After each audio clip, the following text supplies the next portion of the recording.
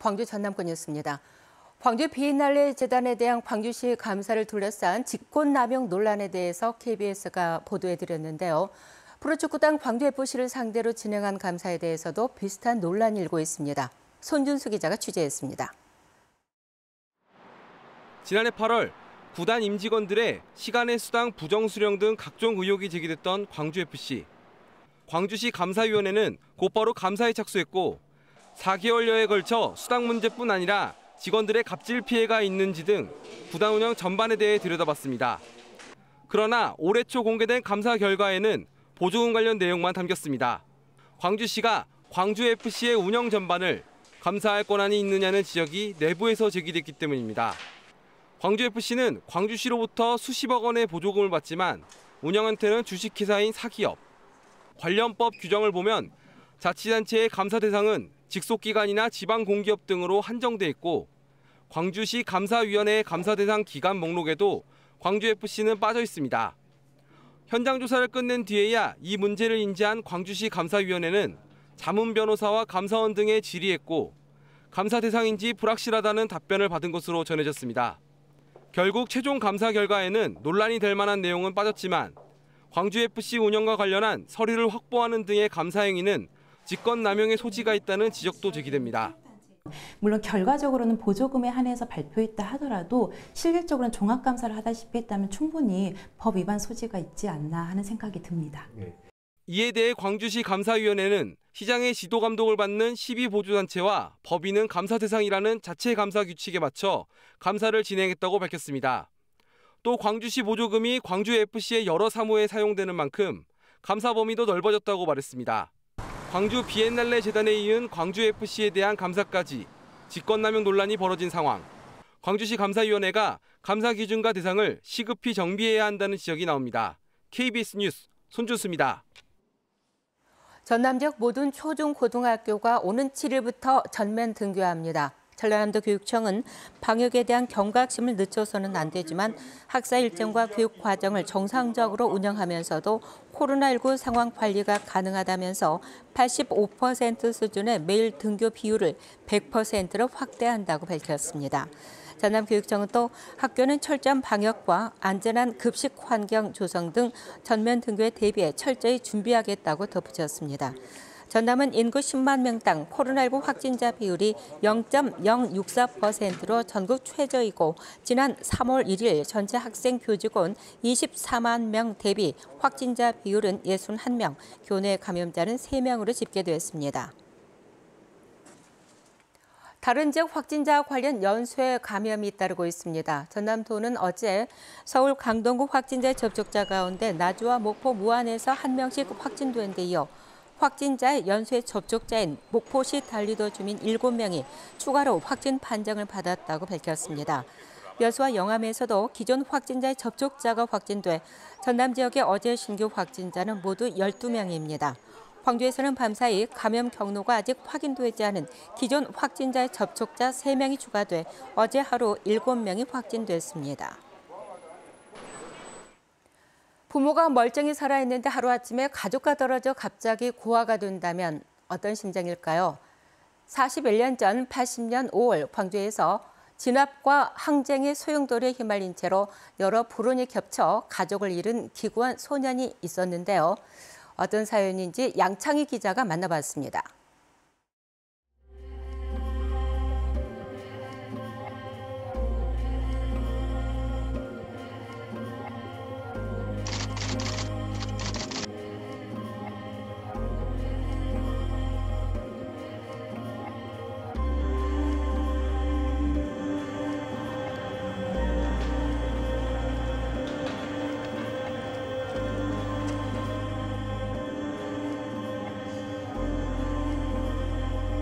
그 도청 로타리 거기에 이제 버스가 막 이렇게 있더라고요. 그 버스에 이제 숨어 있었죠.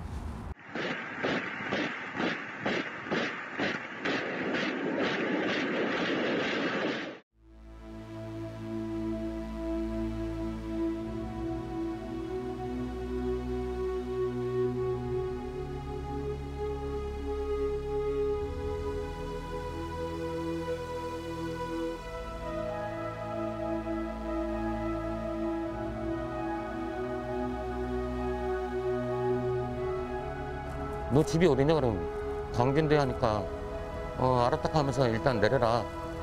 그래갖고 이제 보낸 데가 타측성지.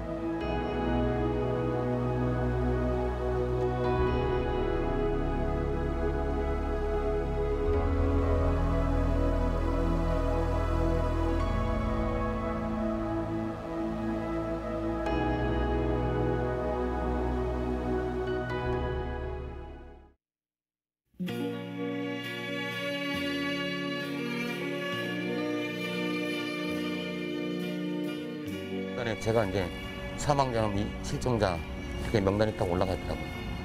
그리고 이제 아버지 계신데 연락 듣고 찾아갔었죠.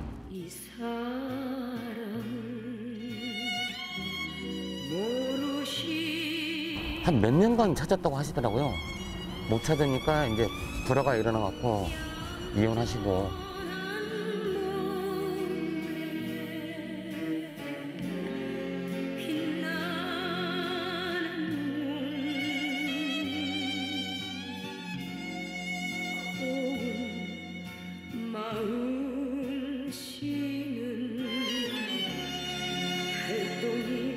가정 형편이 힘들더라도 가족들하고 같이 살았으면 좋았을 건데.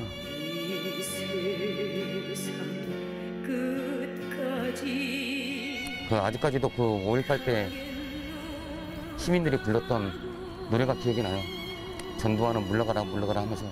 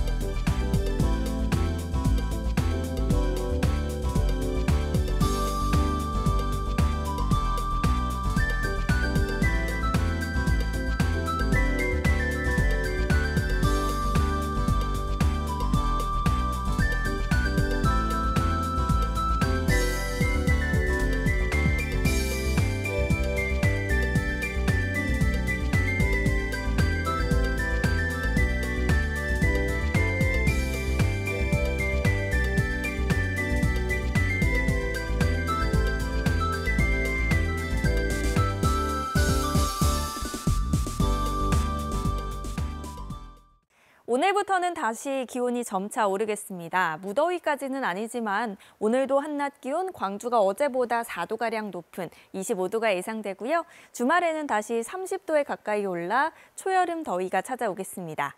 다만 내일은 아침 기온이 조금 더 내려가면서 일교차가 크게 벌어지겠습니다. 건강관리에 유의하시기 바랍니다. 오늘도 하늘은 대체로 맑겠습니다. 점차 파란 하늘 드러나겠고요. 대기 확산이 원활한 덕에 미세먼지 농도도 좋은 단계로 공기도 깨끗하겠습니다. 다음은 자세한 지역별 기온입니다. 오늘 아침 기온은 어제보다 조금 낮은 곳들이 많은데요. 낮 최고 기온은 담양과 화순 26도로 대부분 지역이 어제보다 크게 오르겠습니다.